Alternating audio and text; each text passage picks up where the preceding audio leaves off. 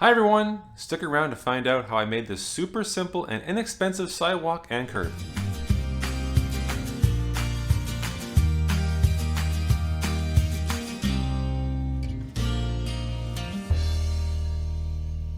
If you missed part 1, here's a quick recap.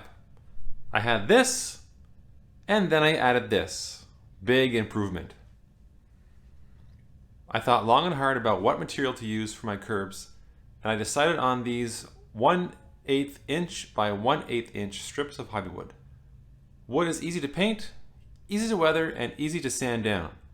And if anyone comments about these strips being not to scale, then I'll just, wait for it, kick them to the curb. I marked the driveways so that I can grind down the wood to match the street level, just like in real life. Wait, did someone say grind down? What a perfect opportunity to use my Dremel tool.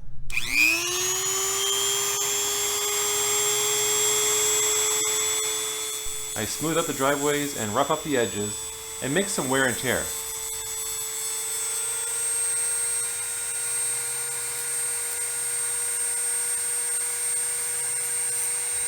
I also make gouges with my trusty rusty knife. Whoops, well, went a little too far with the wear and tear. But you know what? I think I'll keep it like that, giving it a natural looking crack in the concrete. Hopefully.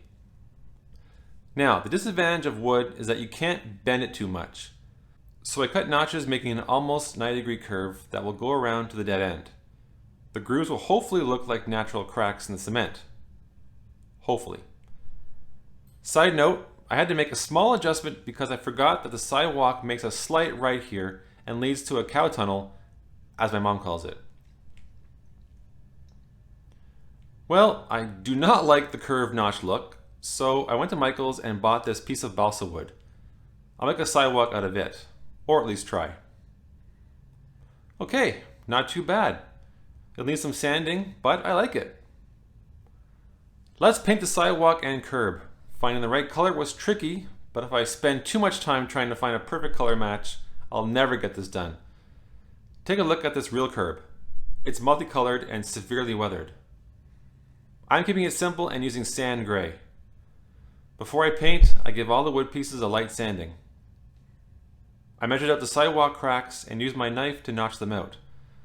I take some black paint and lightly weather some areas on the curb and sidewalk, like where the driveways end and heavy foot traffic.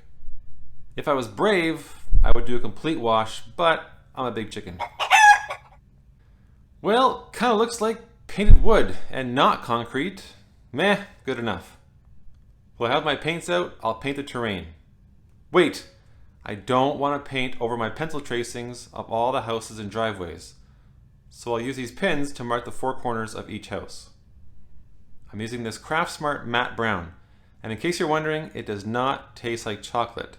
Don't ask me how I know. Some modelers like to add their ground cover at this stage while the paint is still wet, but I'm not doing it this way, and that's only because I'm not quite sure of what grass color I'm using, nor do I know where exactly the grass is going. I use 2 pins to mark where the curb goes. These pins will come in handy later. I'm using Elmer's glue all, and after pouring a strip down, I use my glue brush to spread it evenly.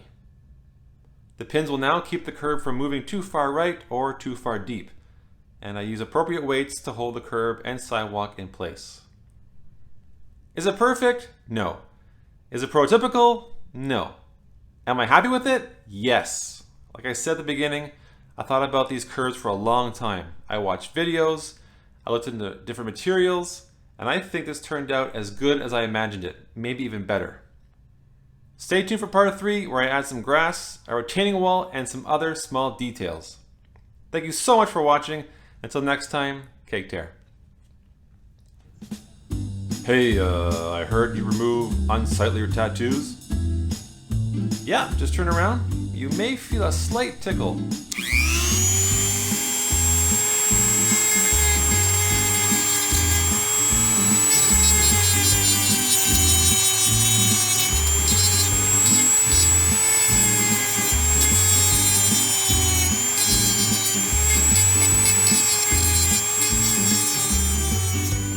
Awesome! Clean slate, baby! Now, Do I get a tattoo of Gucci the Wonder Dog or Felix the Cat? Both are pretty popular.